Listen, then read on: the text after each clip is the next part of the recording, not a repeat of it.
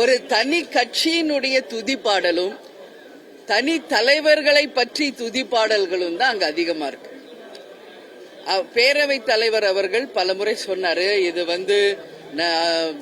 ஆளுநர் மீது நம்ம நன்றி தெரிவிக்கிற தீர்மானம், அதை பத்தி நீங்க பேசுங்கன்னு. பட் இன்றைக்கு வரைக்கும் இப்ப வரைக்கும் தனி மனித துதி பாடல்களும் தனி கட்சியின் துதி பாடல்கள் மட்டும்தான் அங்க போயிட்டு இருக்கு. இது ரொம்ப ரொம்ப எனக்கு மனசுக்கு கவலை அளிக்கிற ஒரு விஷயமா நான் அதை பாக்குறேன். என்ன சப்ஜெக்ட் இன்னைக்கு பேசணுமோ அந்த சப்ஜெக்டை பேசாம டைவர்ட் ஆகி வேற வேற வேற சப்ஜெக்ட் போயிட்டே இருக்கு, இன்னும் போயிட்டே இருக்கு. இது எப்ப முடியும்னு எனக்கே தெரியல. இத நான் உண்மையிலேயே வேதனையோடு இந்த இடத்துல நான் பதிய வைக்கிறேன். இன்னைக்கு சப்ஜெக்ட் என்ன, ஏன் அந்த சப்ஜெக்ட பத்தி பேசாம வேற ஏதோ பேசிட்டு இருக்காங்க எல்லாரும்.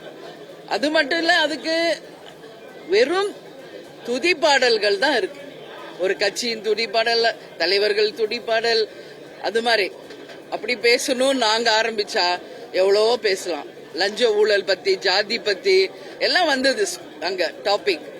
அப்படி பார்த்தா தமிழ்நாட்டிலே ஜாதி மதம் இன மொழிக்கு அப்பாற்பட்டு கேப்டன் அவர்கள் தனி மனிதராக தனி கட்சி ஆரம்பிச்சு தேர்தலை சந்திச்சார்.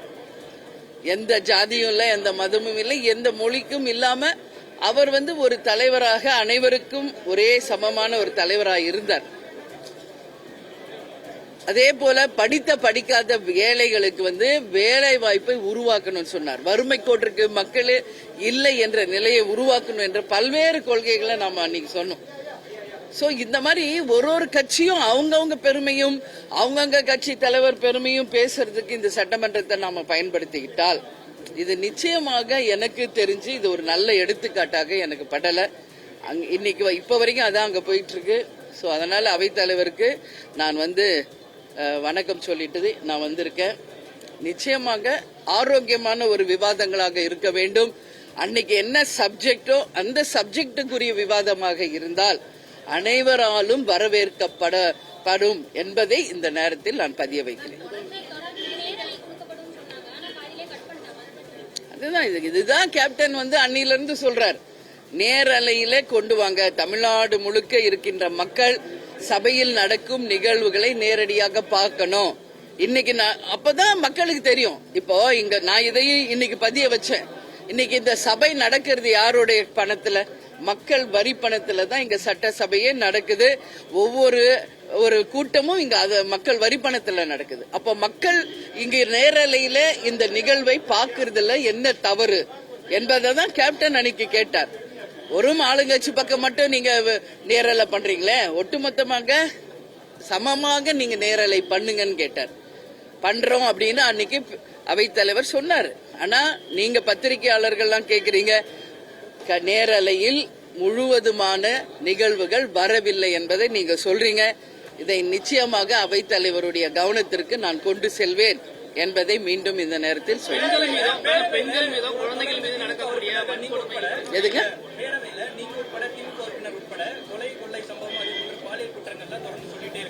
சட்டம் ஒழுங்கு பிரச்சனைகள் பத்தி பேசுறோம். அந்த துறையை கையில் வச்சிருக்க முதலமைச்சர் அதை பத்தி எந்த பதிலுமே சொல்லாம இருக்காரு. அதை பத்தி அவர் தான் சொல்லணுங்க. நாங்க என்ன பதில் சொல்ல முடியும்?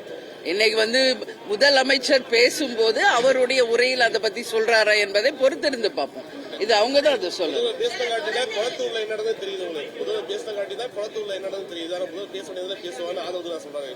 அது ஆதவ அர்ஜுன் நீங்க கேளுங்க. மத்தவங்க பேசுறத பத்தி தயவு செஞ்சு என்கிட்ட கேட்காதீங்க.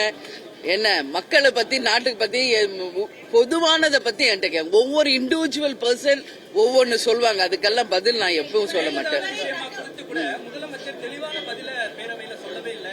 கர்நாடகாக்கு போயிட்டு வந்திருக்காரு, காங்கிரஸ் கட்சியில கூட்டணியில வச்சிருக்காரு. ஆனா ஒரு தெளிவான ஒரு நிலைப்பாடு இல்லாம நாங்க தான் இப்ப டெய்லி பிரஸ்ல சந்திக்கிறோங்க. இந்த பதில நீங்க அவங்க கிட்ட கேட்கணும். மேபி டியூஸ்டே முதலமைச்சருடைய பதில் உரை இருக்கு, அதுல ஏதாவது சொல்றாரா என்பதை பார்ப்போம். ஆனால் மேகதாதுவில் அணை கட்டுவதை நிச்சயமாக ஏற்றுக்கொள்ள முடியாது என்பது தீர்மானம் நிறைவேற்றப்பட்டிருக்கிறது. அது மட்டும் இல்ல, இன்னைக்கு நான் ஸ்ட்ராங்கா சொல்லியிருக்கேன், எப்ப பார்த்தாலும் தமிழ்நாடு மட்டும் மற்ற எல்லா ஸ்டேட்டுகிட்டையும் கேட்டுக்கிட்டே இருக்கணுமா? கேட்டுக்கிட்டே இருக்கணும். இதுக்கு என்ன தீர்வு? சுதந்திரம் வாங்கின காலத்துல இருந்து 2026 வரைக்கும் நம்ம வந்து கர்நாடகா கிட்ட கேட்டுக்கிட்டு இருக்கோம், கேரளா கிட்ட கேட்டுக்கிட்டு இருக்கோம், ஆந்திரா கிட்ட தண்ணிக்காக கேட்டுக்கிட்டு இருக்கோம், இன்னும் கேட்டுக்கிட்டு தான் இருக்கிறோம். அதே மாதிரி மீனவர்கள் பிரச்சனைக்கு இலங்கையில கேட்டுக்கிட்டு இருக்கோம், பேசிக்கிட்டு இருக்கோம். இதேதான் நடந்துகிட்டு இருக்கு. என்ன தீர்வுன்னு தான் தெரியலன்றத நான் இன்னைக்கு பதிய வச்சேன். காட்சிகள் தான் மாறுது, ஆட்சிகள் தான் மாறுது, எந்த காட்சிகள் மாறல. இதான் உண்மை. அதனால நான் என்ன சொல்றேன், மற்றவர்களை நாம் கேட்பதை விட்டு தமிழ்நாடே தன்னிறைவு பெற்றதாக, அது மின்சாரமாக இருந்தாலும், தண்ணீராக இருந்தாலும், வேலை வாய்ப்பாக இருந்தாலும், எல்லாத்துக்கும் தன்னிறைவு பெற்ற ஒரு மாநிலமாக தமிழ்நாடு வர வேண்டும் என்பதுதான் என் கருத்து.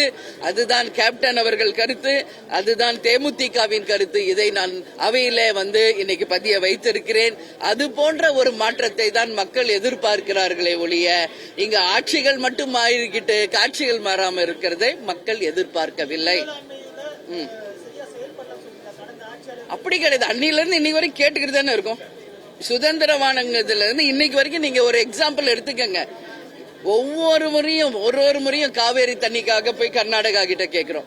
மேகதாதுல அணை கட்டக்கூடாதுன்னு சுப்ரீம் கோர்ட்ல கேஸ் போடுறோம். அவங்க ஸ்டே கொடுக்கறாங்க. மீறி அவர் வந்து சிவகுமார் இப்ப முதல்வர் சொல்லிட்டு தான் இருக்காரு. அதே மாதிரி முல்லை பெரியாறு டேம்ல அந்த உயர்வு கம்மி பண்ணணும்ன்றோம். அதுவும் தொடர்ந்து நடக்குது. மீனவர்கள் பிரச்சனை இது வரைக்கும் ஓயல. எல்லா பக்கமும் எல்லா பிரச்சனையும் தொடர்ந்துகிட்டு தான் இருக்கு. அலைகள் ஓய்வதில்லை என்பது போல் தமிழக மக்களின் பிரச்சனைகளுக்கும் ஓய்வில்லை. இதைத்தான் மாறணும். தன்னிறைவு பெற்ற ஒரு மாநிலமாக தமிழகம் இருக்கணும் அப்படின்னு தான் இன்னைக்கு நான் பேசியிருக்கேங்க. அதுதான் என்னுடைய இன்னைக்கு அவையில் நான் பேசியது. நன்றி, வணக்கம்.